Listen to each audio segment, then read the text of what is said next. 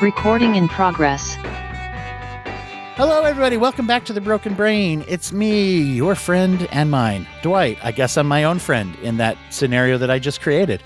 Back with you again with The Broken Brain this week, looking at the intersection of psychology, culture, and the way we do things, which we've got a lot of good indication out there of how to do things, and yet things are hard to do. That could be the intro to any episode, but this is not just any episode. In this episode, we're going to be talking about relationships and some of the things that are perhaps underknown and underappreciated in how to manage those relationships, particularly with things that we know about attachment styles, and how that can influence things. My guest today is Jessica Baum, who is a licensed mental health counselor and psychotherapist, also the founder of the Relationship Institute of Palm Beach, and an author of the new book, Safe, Attachment-Informed Guide to Building Secure Relationships. Jessica, I always trying to make sure I get the subtitle right, because occasionally I get that before they change it. Is that the right name of the book? Yeah, no, you're good. All right. Just double checking, because I'd gotten the press release and sometimes I get it wrong. So Jessica, I'm so glad to have you here today. Thank you for being here. Thank you so much for having me. I'm excited for our conversation. Well, we were just saying as I was getting into, hitting record, that attachment, I believe attachment theory and attachment styles is something I hear people talk about increasingly. However, in, a lot of the bite-sized kind of things that we hear are not necessarily from people who've done a lot of deep dive kind of research. Whether they do or not in their personal life, I can't say. But I hear, as a therapist, I hear a lot of things that have resurfaced, like the concept of attachment exists, have awareness of it. That's great. But then where do we go from there? So I'm excited to hear you tell us about that. Maybe start, if you would, just tell people a little bit about how you got into this fun business of ours and what caused you to share these things and write this book. Yeah, so I'm a psychotherapist and I specialize in couples counseling. So I'm an imago therapist and I study interpersonal neurobiology. And I am the author of Anxiously Attached. That was my first book, which is doing really, really well in the world. Oh, good. And through my own struggles, like I'm pretty vulnerable as an author, and my own studies, I was like, wow, everybody needs to know about this. Like Anxiously Attached is written for anyone who identifies as codependent. So I studied it a lot. I wrote a book. That book is out there in the universe. It's doing really well. But then since then, I did a lot more work on myself and I did a deeper dive into attachment theory. So Safe is like the next level in terms of how deep I go.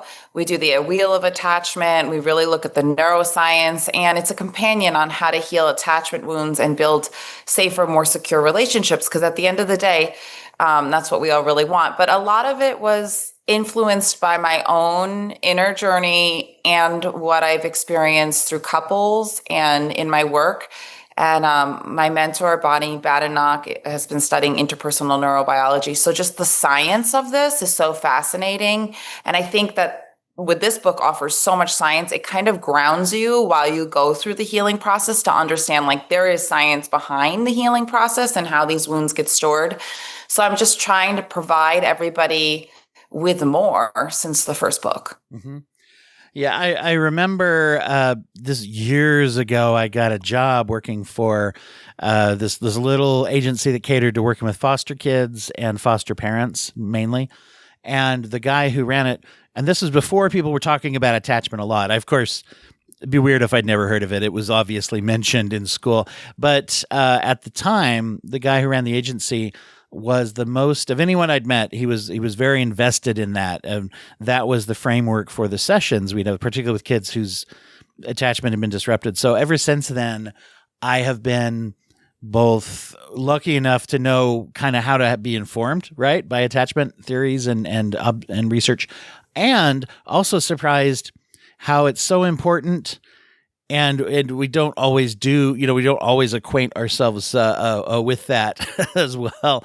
I can see why that came up a lot in your work, especially doing relationship counseling Is that something? Did you find that attachment was a big part of your sort of, I don't know, up and coming in the field and education? Were you mentored into that, or did you discover as you went the importance and how to apply those things? I talk about in my first book this experience when I was 19 and anxiously attached, where I ended up in the hospital for anxiety.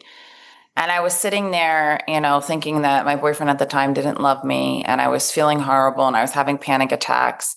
And I grabbed the book Facing Codependency. And for the first time in my life, I felt like I read something that finally gave me some answers around what I was experiencing.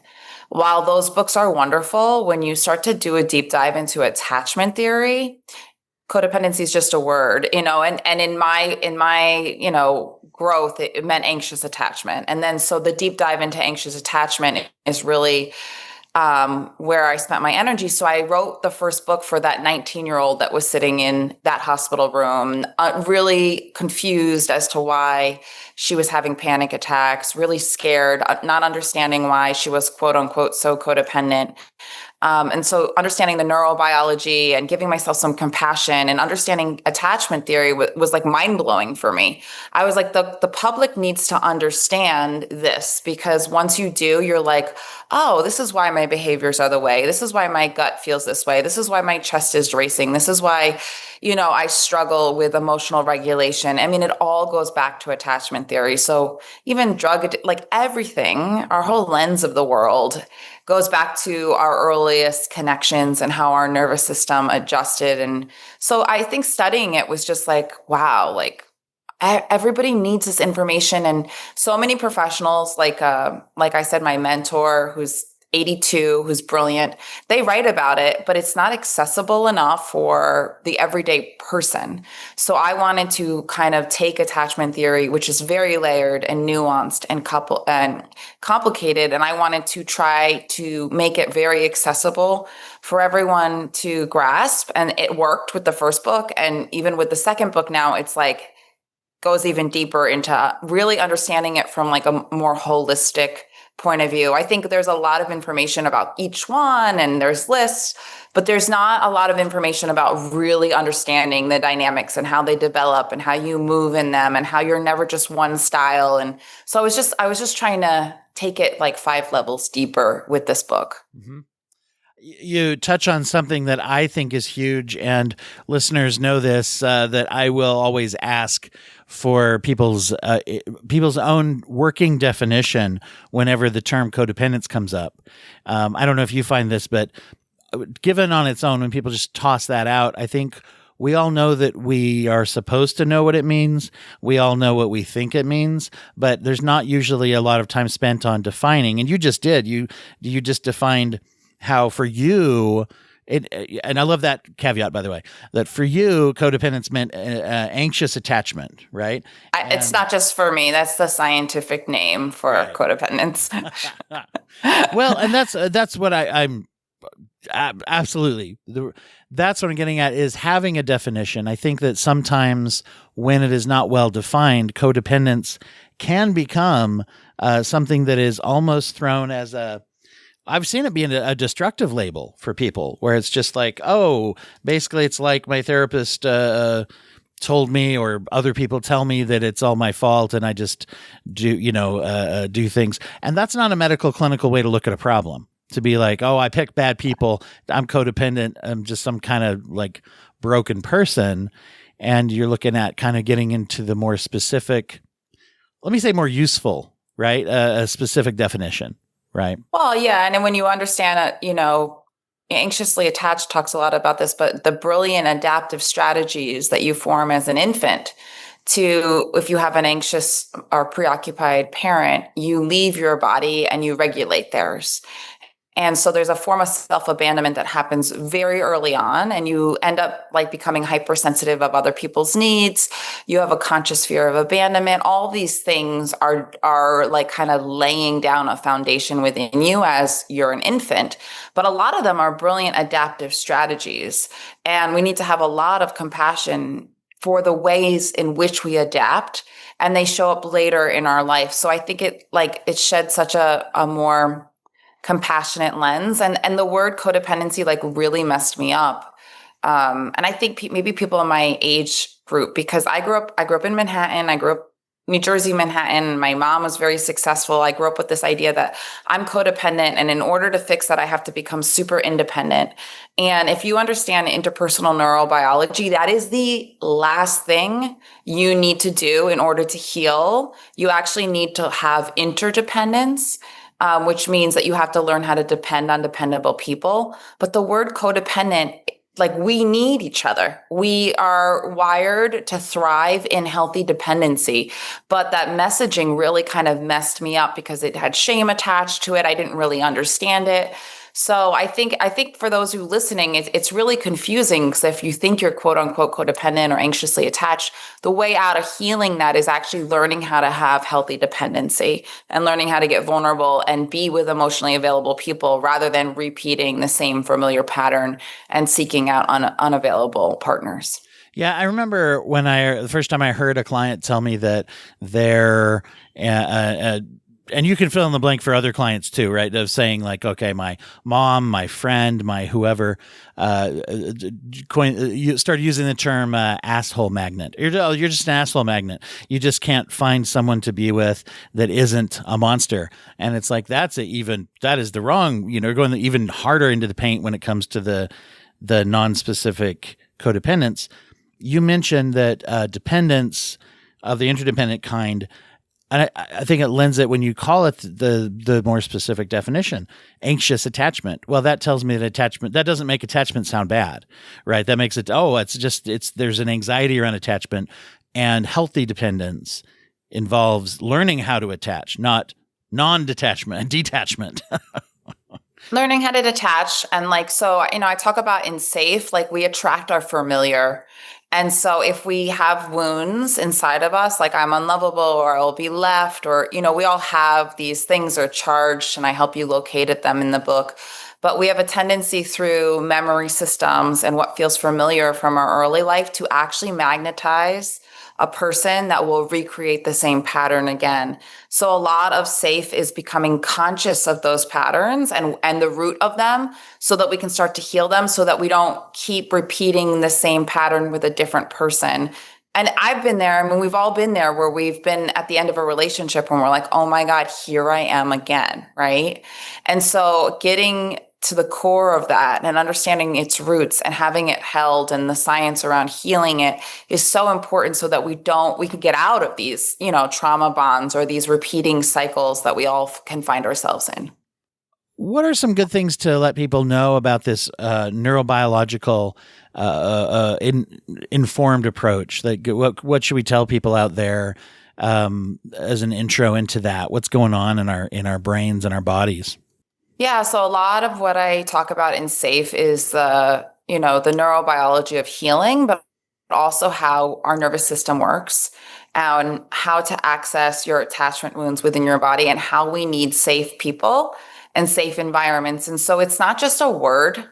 There's a state of safety called the ventral state, and we don't stay in it, but we need people who have the capacity to stay present with us. It's the one, I would say, emotional presence is what creates secure attachment. And it's often the one thing that we didn't get enough of. So as an adult, we need to have what I call anchors to hold states of safety in their nervous system, so that we can start to access our attachment wounds. And so I kind of explain how neural nets open, how they're stored in the body. I give somatic meditations. I talk about like the science of healing and what you need to heal, because I'm so tired of people thinking, I'm going to read a book and I'm going to heal on my own, or I can do this myself. Like, if you really understand science, like what's wounded in relationship needs to be re-experienced and healed in relationship. So I really want to give that education out there, so that people can get on the right path and use this as a companion to healing, and get out of these cycles that they can get stuck in. Yeah. So with that, if there's a misunderstanding of what's going on with the healing, that can set it back, as you say. I wonder if that's an expression of that other extreme, right? When people are like, "Oh, I'll just read this and I should get over it." Once again, to me, that's the unhealthy independence you mentioned, and to me that also strikes me as still kind of the risk is that's still a shame response potentially, right? Is it's like, oh, I got to read that, I got to handle this, it's all my fault, and getting into the recognition of patterns in a way that's not shame based and is healing based. It sounds like that's a big part of the approach you're advocating. Well, I mean, it's an avoidant response, and it's one that's very much encouraged by our culture is, you got to do this alone, just button up, be super independent. And it's like you're really suffering in silence. I would say that it's also an approach that allows you to avoid vulnerability and true intimacy, which is what you need to experience in order to heal. So our culture supports very much this idea that like you can do this on your own. And for any anxious attachers or people who can identify as codependent, like you are absolutely not supposed to heal alone. There is very good research on it's really normal to need people. But the problem is we tend to seek out people who don't have the capacity to be there for us, who are familiar, usually emotionally unavailable, will recreate a trauma. And we tend to not move towards people who have the capacity to hold space and be very present for us because that can make us very vulnerable to intimacy, which can feel very unfamiliar to our nervous system and our being.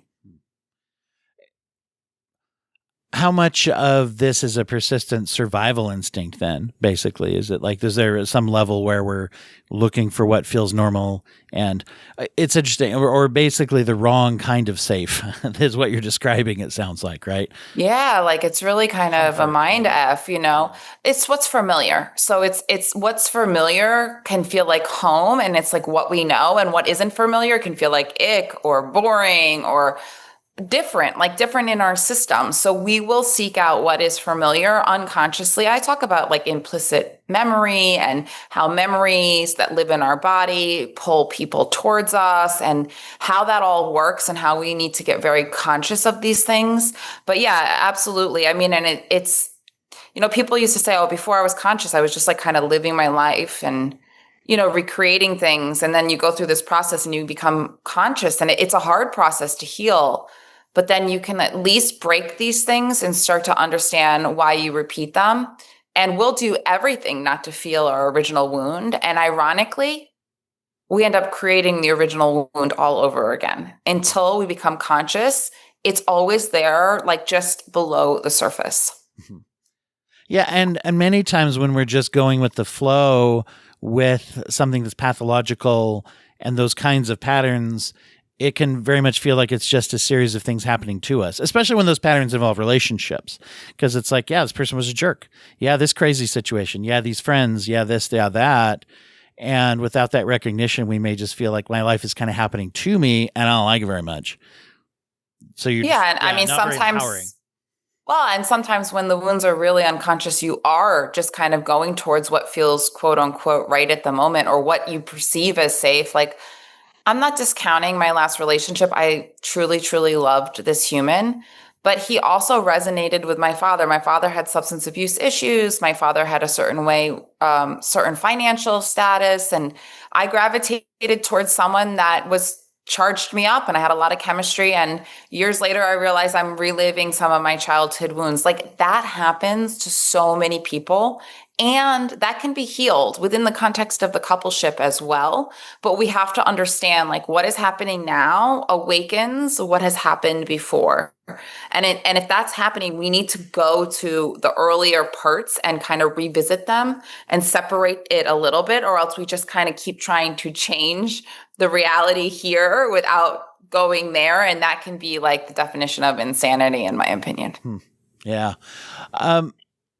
Maybe share with people, if you would, like kind of that role of vulnerability in the healing process.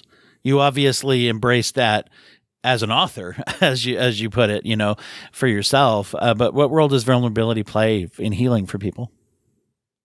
Yeah, I mean, as an author, it's been a journey. I try to tell my mentor or my editor, like, allow me to be a vulnerable so that I can help others, but not more than that's necessary. But I end up that's got to be a trip to just put it all. Here's my stuff in a book, right? Yeah. Yeah. And I am really scared, to be honest, because I do go pretty vulnerable in this book. And I just try to remember that most people resonate or want to know that I'm very human and I've walked through my own stuff and my own healing. So I just put my heart out there. But in terms of healing, I think when you are meeting with an anchor, which is what I call in the book, but a safe person. And Brene Brown talks about this too, but like there's space for vulnerability. And for a lot of people, they didn't have parents that knew how to be vulnerable or hold the vulnerability or be intimate on that level or really attune and all of that. So I remember like my earlier healing days, like it feels so freaking uncomfortable. I remember like, oh, I have to lean into this. It felt like ick at one point. And people who have more insecure bases, so anxious, disorganized, or avoidant, have more shame and struggle more with moving into vulnerability. But vulnerability is like the catalyst to accessing more parts of ourselves. So it's a really uncomfortable part of the process, but absolutely the portal through. Mm-hmm. As we're looking at that, such an important part of this is recognition of the patterns, right? And I'm thinking about we're looking for healthy interdependence. And when we have healthy interdependence, the thing that's interesting to me is we have a lot of the same emotions, but then there's the line somewhere. I mean, for example, you mentioned this concept of saying like, oh, my partner doesn't love me and I'm worried about that. And so it would be inappropriate in a way, like unhealthy in a way if I had no reaction to that. Let's say it was true, we're breaking up, or I suspect that there's a problem or there really is a problem. Pain is healthy, but then there's some line to where that becomes the pathological version of that. And I imagine sorting out that is probably part of that recognition of saying it's okay to hurt, but where does it become self-destructive examples of that anxious attachment pattern? Does that make sense? Like how do people find a line there to say, yeah, it's okay if I hurt, but it's like, but where's some of the line to where now that hurt is not a healthy version of that hurt?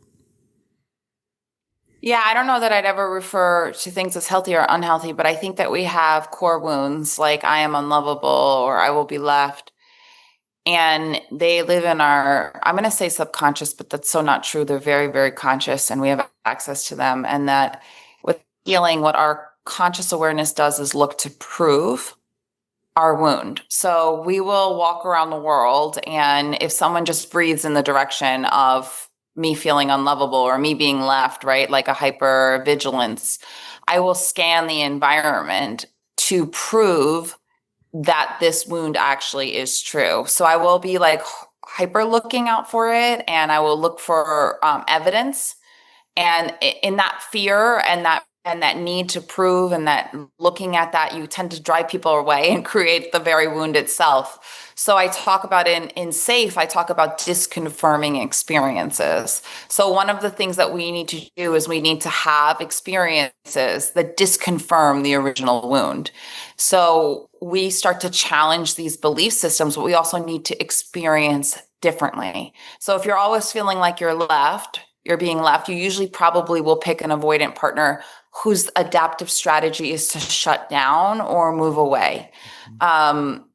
When you start healing, you're going to pick people who have the capacity to not move away when you're upset. And that's when you can start to understand that people do have the capacity to stay, but you maybe not have called those people into your life. So then enough of the experience of having enough people hold space and show up for you, your nervous system starts to reorient to, wow, some people do have a capacity to stay, or some people are unconditional and aren't judgmental of me, whatever it is.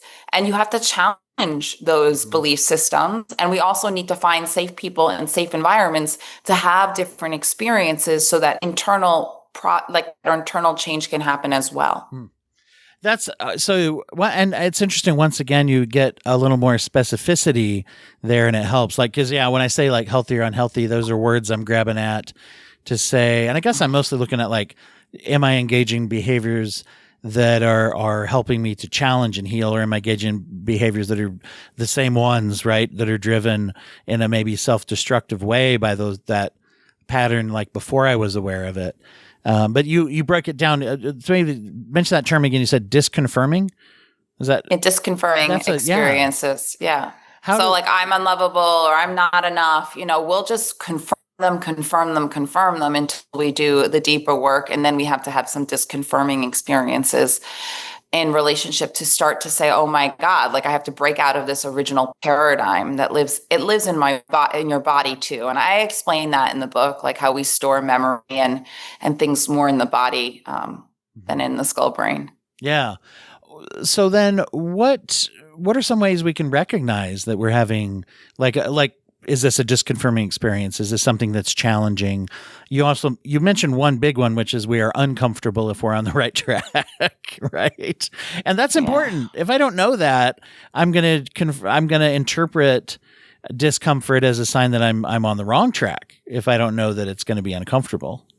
Yeah, I mean, especially if you're starting to do the work. I remember in the beginning, I remember my partner being like, God, after your sessions and things like that, you seem worse. And I think that you're opening up a portal to implicit information, to attachment trauma, to reviewing things. And it's re-experiencing those things in the presence of someone who can give you what you get at the original time. So if I felt very abandoned, I needed someone to hold space for all that fear that lived in my body at the original time. Was the process fun?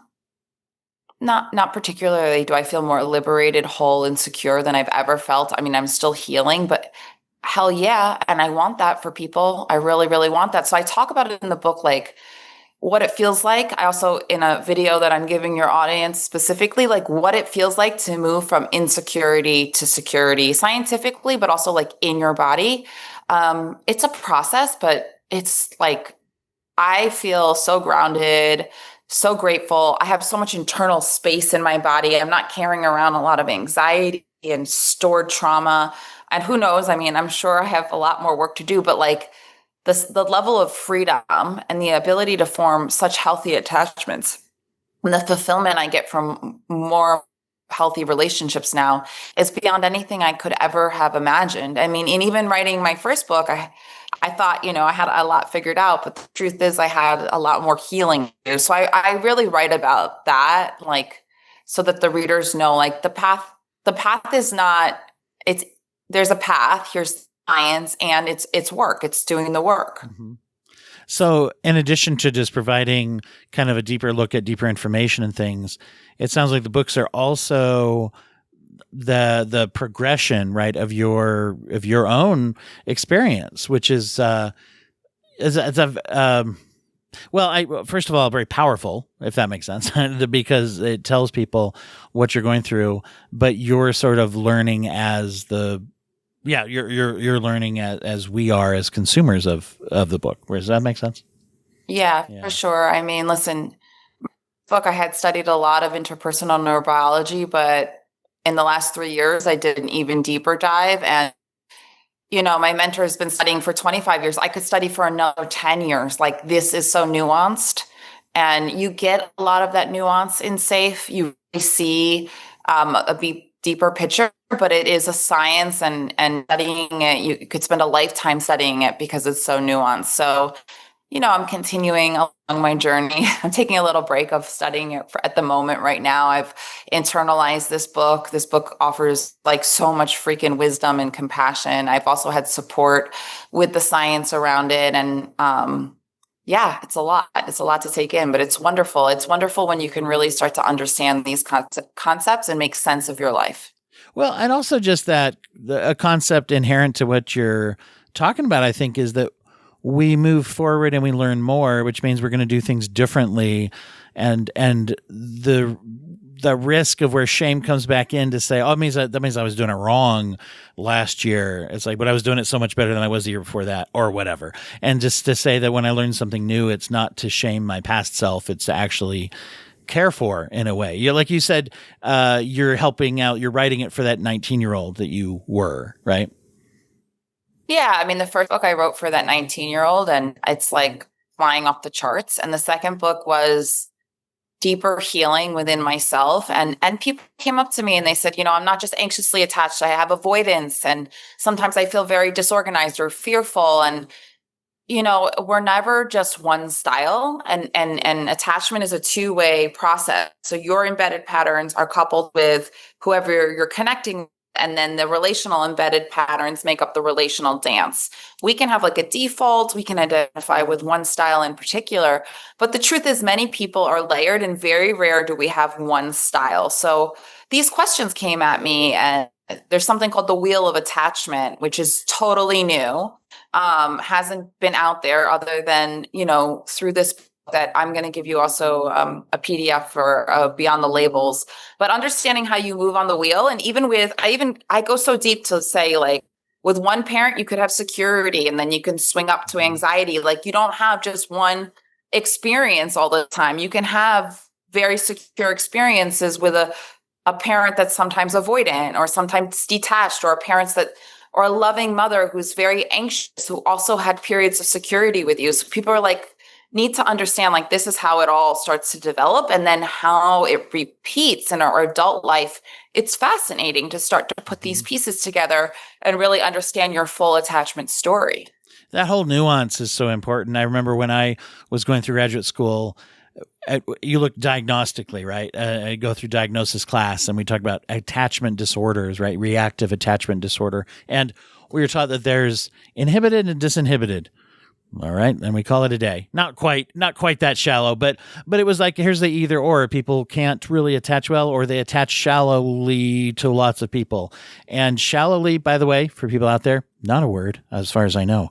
But to say, you're talking more about this whole range of this, and also the co-occurrence of different attachment experiences, right?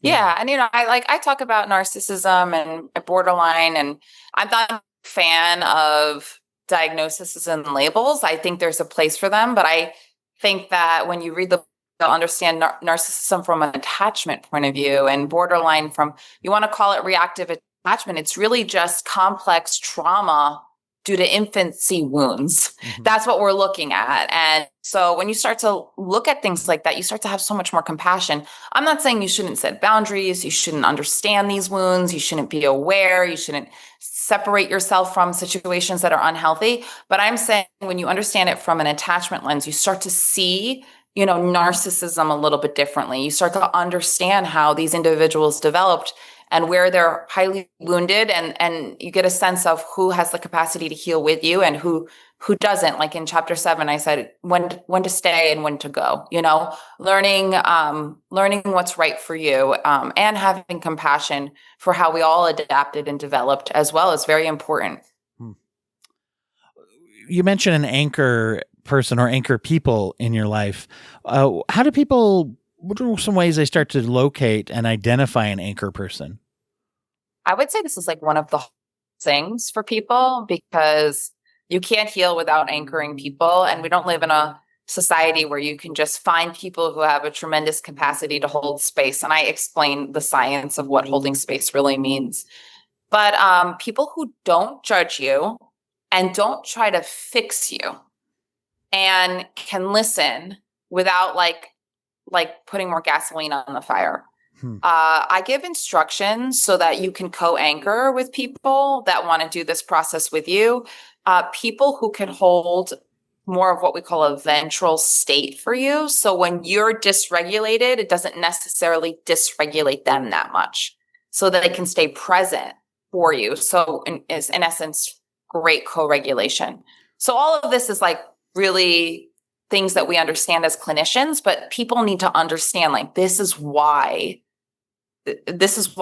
anchoring works. This is the science behind anchoring.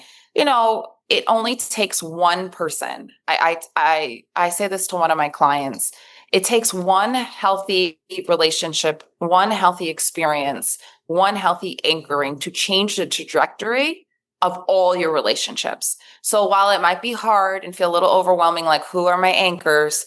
Once you kind of sense one, and if you can get more than one, great. And if you could co-anchor, great. And your nervous system starts to experience it. And sometimes it is a coach or a therapist. And sometimes I have friends that are anchors, that are truly amazing people who have the tremendous patience with me and capacity.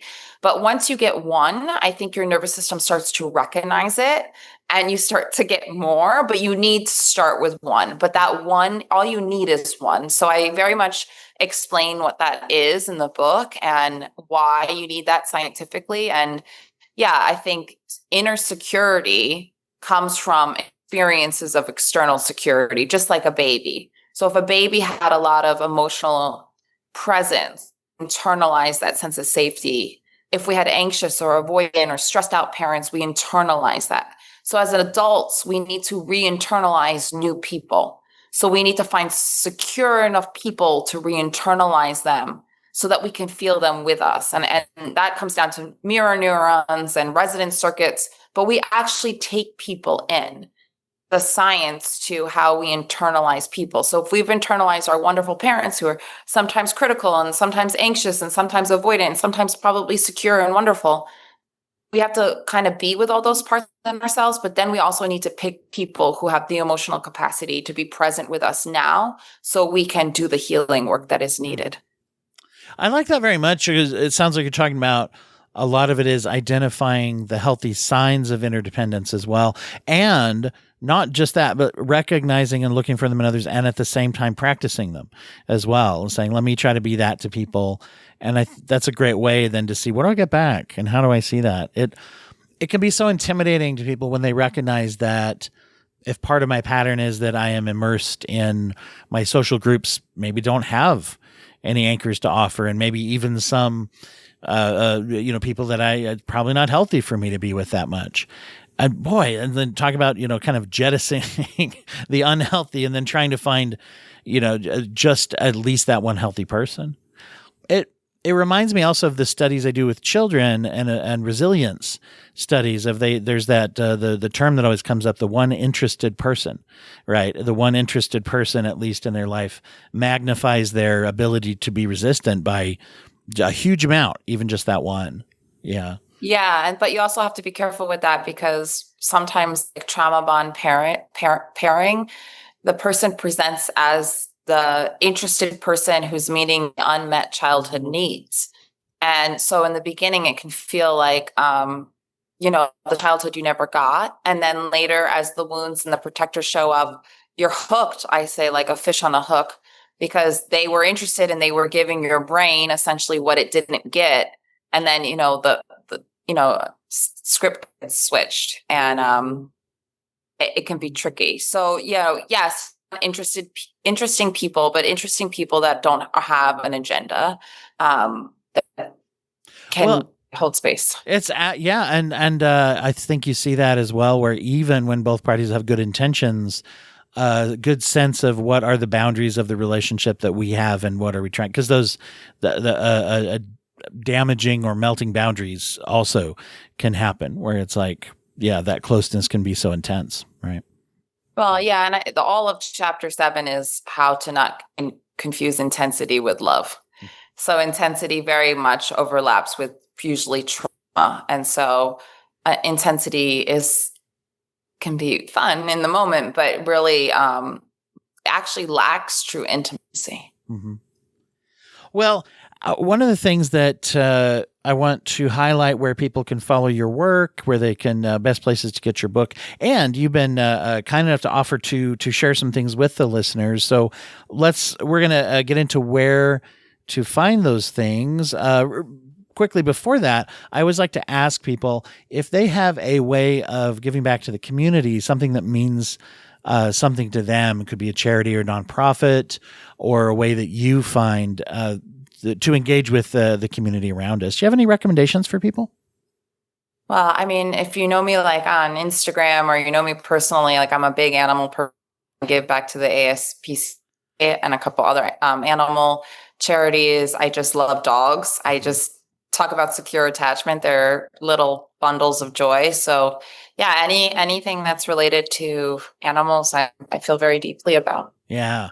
It's funny. I was just interviewing someone the other day and we got talking about what some of the like local agencies can do and stuff. And they were mentioning, we're talking about things in our area where some animal shelters will even partner up with domestic violence shelters to help. They'll care for an animal, because some people won't leave toxic situations if and leave their dog behind, right? Because they can't take it to a shelter. And so some animal shelters will help with that as well. So anywhere that's doing animal stuff I particularly like a rescue called Danny and Ron's Rescue. They're out of Wellington half the year, but they take in dogs and the dogs never leave.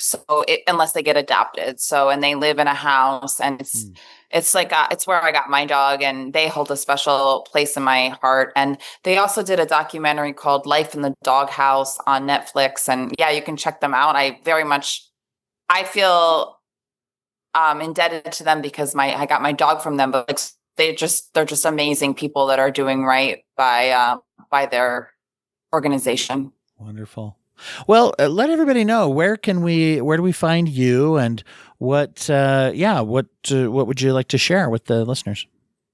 Yeah. So those listening, there's 2 freebies I'm giving if you order the book. One is Beyond the Label. So you'll get the wheel of attachment and really start to understand that. And then a private conversation with me and my mentor about what it feels like to move from insecurity to security. And there'll be a link. You can find the book Amazon, all the main outlets. And I'm on Instagram at Jessica Baum, LMHC. I have a coaching group called the Conscious Relationship Group, and a private practice. And I have, some therapists that work with me that also work in attachment theory. And yeah, if you read the book and you feel touched, reach out to me on Instagram. I'm saying this on a lot of podcasts, and I don't know how I'm going to be able to handle it, but I really do value the feedback. It means so much to me. So yeah, I want to hear from you. I want to know, what's going on. And yeah, that's it. Just order the book and let me know. Yeah. And also, it's interesting. A couple of the authors I've had on have mentioned that if people go on to even Goodreads or Amazon, or the 2 big ones, and they're linked, and you give those good reviews, it doesn't take as many as you'd think before it starts coming up in people's suggested purchases and suggested reading as well. So just a little note out there for anybody, if you find that with any of the authors that have been on the show, take the time to give a review, and it bumps it up in availability to people if you find it to be helpful for you. And just like with the charitable organizations, it's always nice. It's always easy to share things online as well. I'll give a quick plug here to our charity of focus for the month as well, which you can also share. Never costs us anything to share. And if you're in the way part of your life where you can give back in other ways, our charity of focus for the month of October and November this month, a twofer, is the Because Organization of Philadelphia. If you go to becauseorganization.org, you can participate in there. They provide services for survivors of human trafficking. As people come out of a trafficking experience, they have to find a way to build or rebuild their lives and their healthy engagement with society, with vocational, educational, and health of all sorts and sizes of health. And so Because Organization is running a fundraiser, a virtual walking and running event to where anybody anywhere can join in during the month of October or November. And you can make pledges in order to do that virtual event anywhere you are in the world, which is pretty cool. So everybody check that out. And as listeners know, if you become a patron of The Broken Brain, then 50% of your monthly donation will always go to the charity that was the charity of focus in the month in which you joined, as long as you are one, as long as you're giving, then half of it will go to that charity of focus. Jessica, really, really great to have you here. Thank you for talking to us, but also thank you for the work that you're doing to help people to apply these healing principles to their lives. Thank you so much for having me. It was such a great conversation.